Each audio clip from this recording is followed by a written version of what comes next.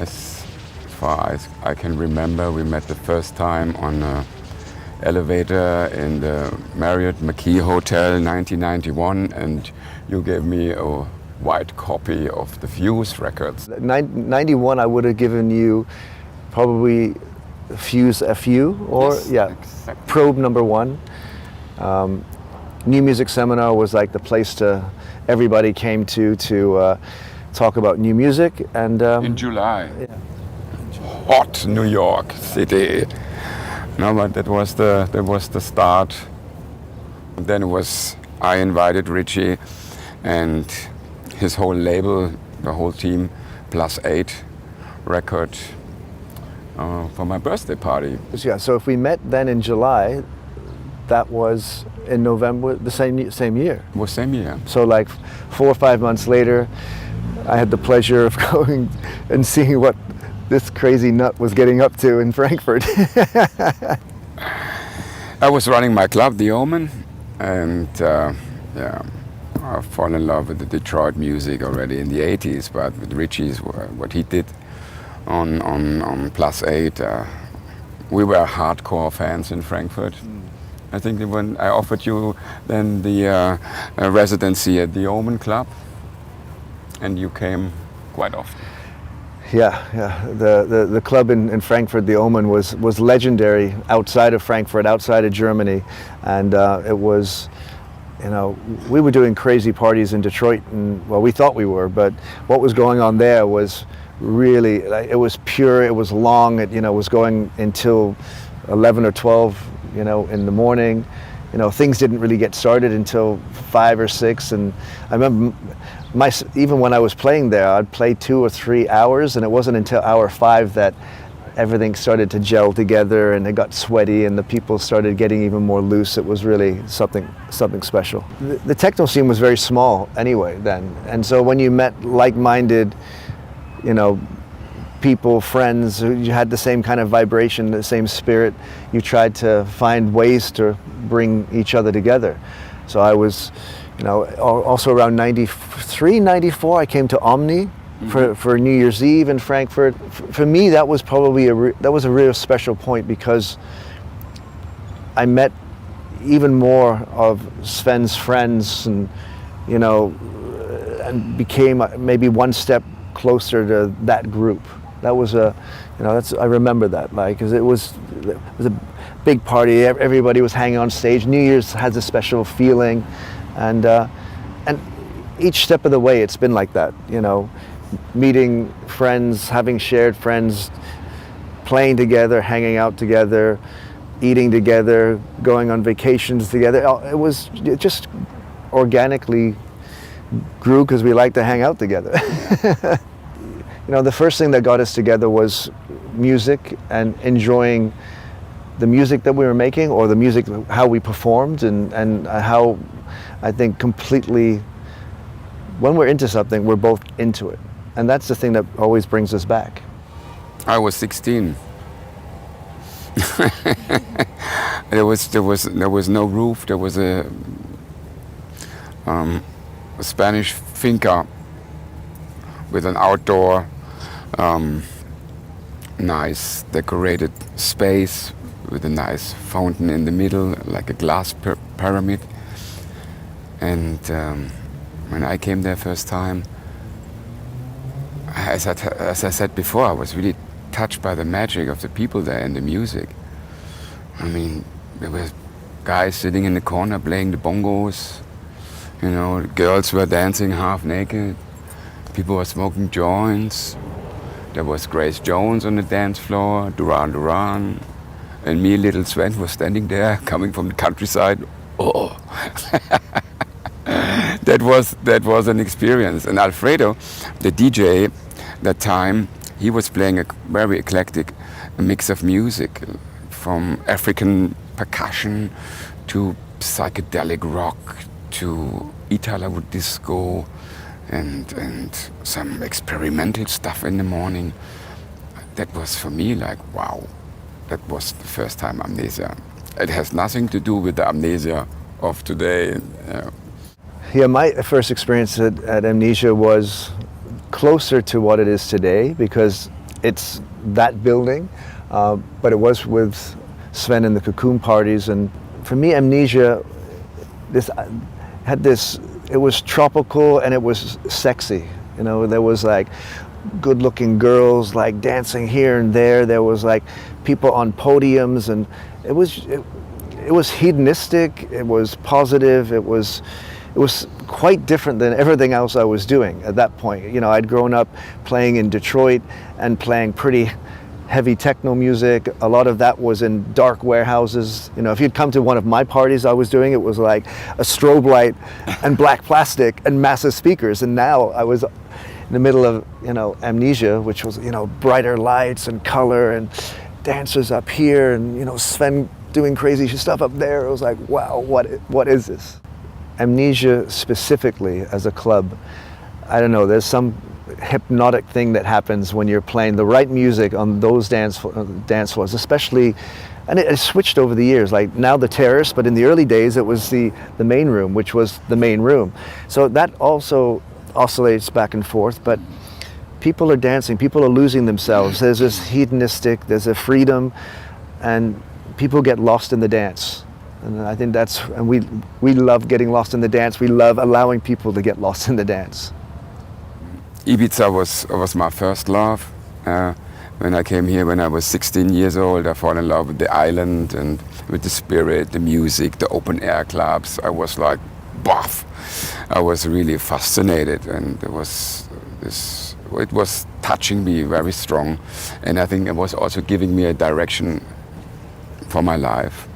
And so I came every year. I came back to Ibiza in the 80s. I did all the parties in the 80s, and especially the opening parties in Amnesia, and which was my very first club I visited in Ibiza.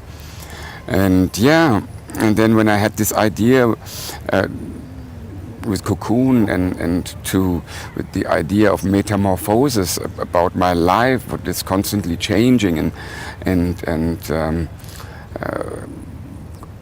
that I was always very motivated to try new things out, pioneering.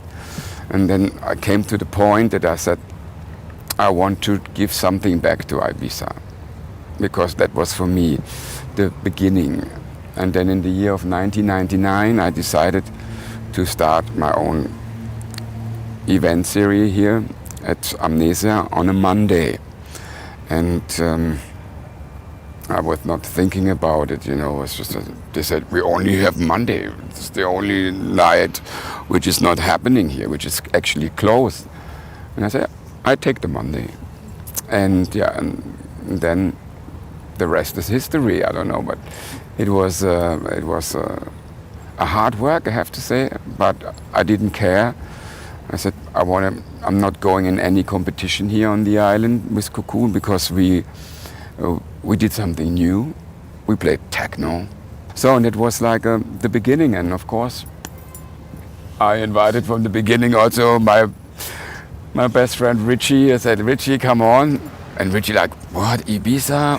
I'm not sure. Ibiza. I had a completely opposite experience coming to Ibiza the first time in the mid-90s. And I had a terrible party.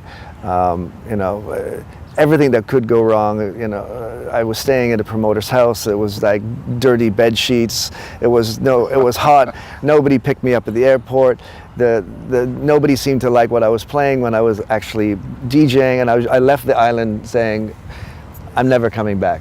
And you know, Sven is definitely 100% the one who was really like, yes, you're coming. You know, and from the moment I returned to the island with Sven and Cocoon, it was a completely different experience. It was also, it was such a small thing. There was no techno on the island. And so you'd see Sven and I, whoever wasn't DJing, would be usually on the dance floor or climbing around or doing something. And everybody just had the best energy, because we all, you know, it was exactly what we wanted to be doing. And I think that's you know, something similar, what ties us together. If we're into something, if we're on a mission, then we're on it. And I think both of us have great teams around us who help us fulfill that mission and feel that's their mission too. And so when all of our gangs come together, it's a pretty, usually some kind of explosion's going to happen in the most positive way. Yes. There were so many. Maybe the one tonight. Yeah, I remember taking one of Sven's vocals from Mind Games and like doing some kind of weird loop, or I re-edited it or something. And when I was playing that, I looked over and Sven was climbing from the dance floor up onto the balcony or dropping down or doing. So I don't know exactly which party that was, but somehow those are the kind of memories that are like somewhere in there. I mean, the idea was, we knew that many people came on the island to enjoying Cocoon on a Monday night, and I knew that people stayed for a week or so, and we thought in the morning 7 o'clock it's just not enough, yeah? And we said we have to organize ourselves a little bit because we have more to give. Yeah? And that was the idea. So we were visiting little beach. There were no clubs, like just beach chiringuitos, and we were asking the owner if it's possible when 50 people come here, and we set up a little sound system, and yeah, no problem, do it. And so this is how it started actually, and it was very, very private actually. It was very intimate, and just friends. No one knew that this is going to happen. Some people in the club, we said, hey, listen, if you want, come. We carry on dancing. And that's what we did. And then it was going from year to year. People were talking about it. I remember one situation, I don't know when it was exactly. We were at Sestanyol, and suddenly there were almost 3,000 people. The police blocked the road, and it was always, almost a little bit, I felt a little bit scary that maybe when something happens now here, because traffic was not possible at all. There were no more cars could come down and not going up, and it was a little bit chaotic. Yeah, because that was the one when it exploded. But before that, after parties were in the hundreds of people, or even 50, 75, and it was such a close-knit group of friends and music lovers. And if you were going to bring somebody or invite somebody, you always were thinking about, okay, are they going to kind of fit in? Are they going to enjoy what's going? Because it was, Cocoon nights were, a place where we could really enjoy ourselves and be free. And the after party was even one more step in that direction. Yeah. It was kind of our, kind of like a playground. And I think that was really important for us developing our DJing, our companies, our music. It was, we needed to have a place where we felt we could have as much fun as everybody else was on the dance floor. And that's what the Cocoon after parties were, they were also very inspirational for many artists. Because we started playing some more weird house and trippy stuff, and I see Ricardo there, when he also started to produce more in that direction, and so it was. We still do good after hours. It's still happening, but it is today. It's a different thing. We cannot go spontaneous like a guerrilla action. Let's go damn party. No, we have to have permission and find the right place and ask the villa owner and then the police. So we have to get a lot of people involved. So that is missing. There's even after parties today. What I heard from VIPs who paying DJs to play at the after hour. What a joke. Preparing, or what a Cocoon night for me is, it's the same. Since those early days, whether it was 500 people on the dance floor at Amnesia, because in the early days it wasn't packed, but whoever was there for great music, and you really, and from all over the world. So as a DJ, to be part of that and to give these people incredible vibrations and then send them all back to wherever they came from is as important now as it was then. That's the magic of the island. Like, you know, people are traveling and more, and people going to Berlin and here and there, but there's really no place on the planet where so many people come from so many different places to hear great techno music. When I'm playing at Cocoon or listening to Sven, or if you're on that dance floor, I think the Cocoon dance floor is always exciting. It's just, you're in the middle of it all. We have a big followers, and they're lovely people, and they really come for the music. This is Rich. This is Sven. And you are watching Mixmag TV.